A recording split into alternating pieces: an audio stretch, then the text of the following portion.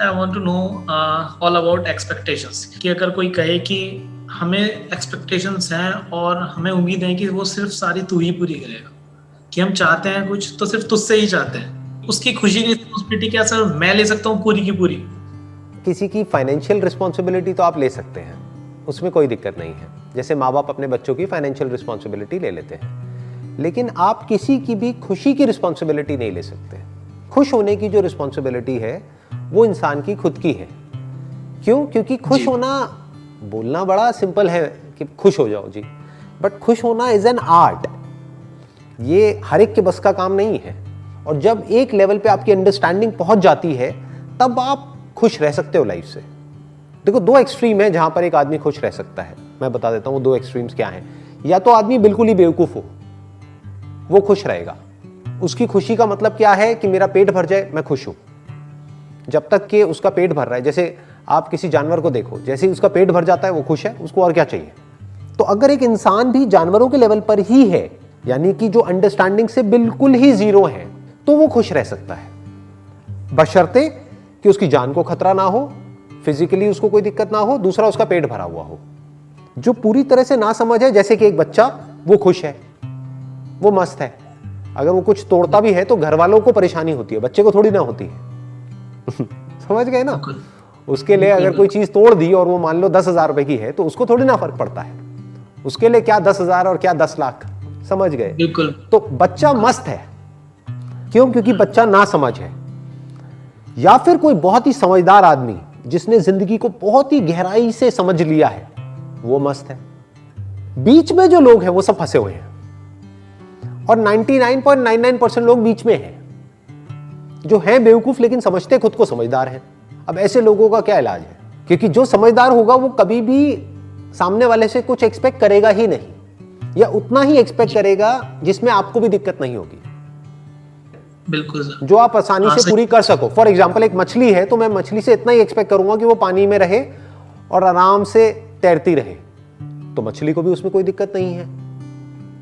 जहां मैंने मछली से एक्सपेक्ट किया कि तू हवा में उड़ के दिखा, तो मछली के लिए भी प्रॉब्लम है, मेरे लिए भी प्रॉब्लम है। समझ गए ना? तो ये दुनिया बेवकूफों से भरी है। ना समझ बेवकूफ नहीं है, ध्यान से समझ लेना। एक बच्चा बेवकूफ नहीं है, बच्चा ना समझ है। बेवकूफ वो है जो खुद को समझदार समझता है लेकिन है एक्चुअल में ना समझ।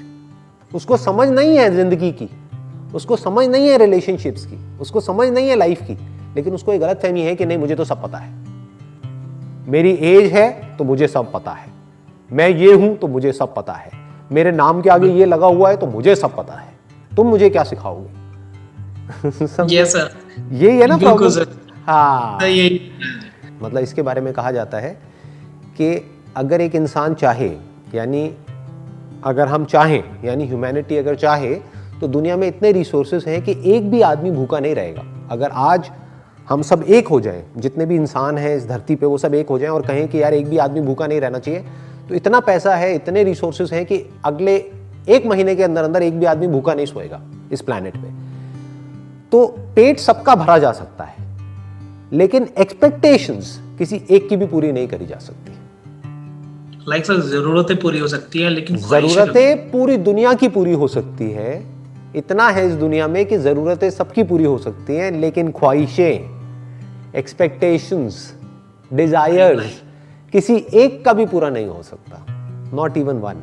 और वो कोशिश करनी भी नहीं चाहिए, क्योंकि अगर आपने एक बार ये खेल शुरू कर दिया किसी की एक्सपेक्टेशंस पूरी करने का, तो कोई ना कोई ऐसा पॉइंट आएगा जब आप पीछे हटोगे तो सामने वाले को हर्ट होगा। तो इससे बेटर ये है कि जहाँ पे ये खेल शुरू हो रहा है, जैसे वो कह रहे हैं कि भाई मेरी ये एक्सपेक्टेशंस हैं और ये आप पूरी करो, वो करो, तो आप वहीं पर बैठ करके उनको क्लियर कट बता सकते हो कि देखो आपकी जो एक्सपेक्टेशंस है, पहले तो आप वो सारी मुझे बताओ, पहले आप खुद अपने माइंड में क्लियर करो। ऐसा तो नहीं है कि आपको ही नहीं पता है। 99.99% लोगों को यही नहीं पता है कि उनको आपसे चाहिए क्या है, या एक रिलेशनशिप से चाहिए क्या है।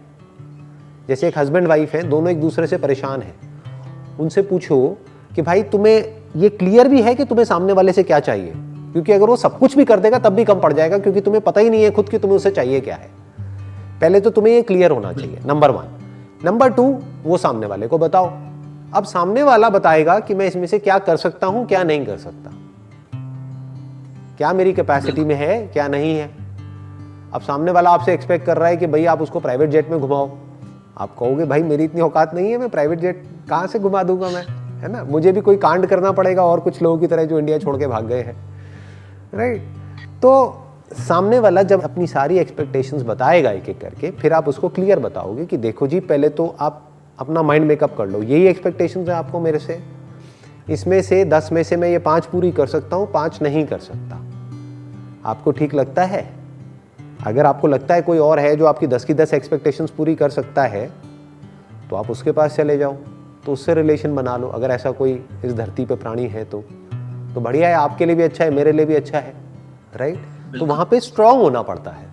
बहुत बार क्या होता है, हम ही वीक पड़ जाते हैं, हम ढीले पड़ जाते हैं, हम पागलों की तरह बस पीछे पीछे पीछे पीछे पीछे पीछे और सामने वाले की सारी एक्सपेक्टेशंस पूरी करते रहते हैं। फिर वो सामने वाला हमको इनडायरेक्टली, डायरेक्टली नहीं, इनडायरेक्टली ब्लैकमेल करता है। हाँ सर। उस ब्लैकमेल को इमोशनल ब्लैकमेल भी बोलते हैं, साइकोलॉजिकल ब्लैकमेल भी बोलते हैं। वो फिर जैसे कुछ भी होगा वो अपने सारे दुखों का इल्जाम उठा करके आप पे डाल देगा कि मैं परेशान हूं किसकी वजह से, तुम्हारी वजह से। बस यस, फंस गए, अब क्या करोगे। एक सर मैं आपसे चीज पूछना चाहता हूँ। हाँ सर आप सर ये सब हमारे लिए करते हैं और सर किसी फ्री ऑफ कॉस्ट करते हैं सब कुछ सर, तो सर मैं जानना चाहता हूँ सर आपकी जो प्लेज है ये सब किस लिए है, कि सिर्फ हमारे लिए? मैं एक बात कहूँगा, आप बताना कि वो सच है या झूठ है, कि मैं जो भी करने वाला हूँ या मैं जो भी कर रहा हूँ उसका असर पूरी दुनिया पे हो रहा है और होने वाला है। क्या ये सच है झूठ है? सच है सर। सच है ना, तो क्या मेरी रिस्पॉन्सिबिलिटी नहीं है कि मैं जो भी कर रहा हूं या जो भी कर सकता हूं वो सब मैं करूं? बिल्कुल सर। ये मेरी अपनी रिस्पॉन्सिबिलिटी है, ये मेरे ऊपर कोई ऑब्लिगेशन नहीं है, ये मुझे किसी ने कोई टास्क नहीं दिया है कि तुम्हें ये करना ही पड़ेगा। जब इंसान खुद की रिस्पॉन्सिबिलिटी को समझता है तो वो ये भी समझता है कि क्या करने लायक है और क्या नहीं है, और फिर वो करना ही होता है at any cost. As a human being हमारे ऊपर बहुत बड़ी रिस्पॉन्सिबिलिटी है, सिर्फ मेरे ऊपर नहीं, आपके ऊपर भी, क्योंकि आप भी जो कुछ कर रहे हो उसका असर पूरी दुनिया पे होने वाला है। बट इस बात को हम देख नहीं पाते हैं। बहुत लोग ये सोचते हैं कि अरे मैंने जो भी किया उससे किसी को क्या फर्क पड़ता है। यस सर, है ना, हाँ, अरे फर्क पड़ता है। आप जो भी कुछ करने वाले हो उसका इस दुनिया पे बहुत बड़ा असर आने वाला है, बिकॉज आपको नहीं पता कि आप जो भी कर रहे हो छोटे से छोटा उसकी वजह से क्या होने वाला है। You don't know that. आप समझे? हाँ, तो ऐसे सोचना होता है। चलिए जी, ठीक है जी, thank you sir, thank you so much. Most welcome जी, wish you all the best and thank you so much.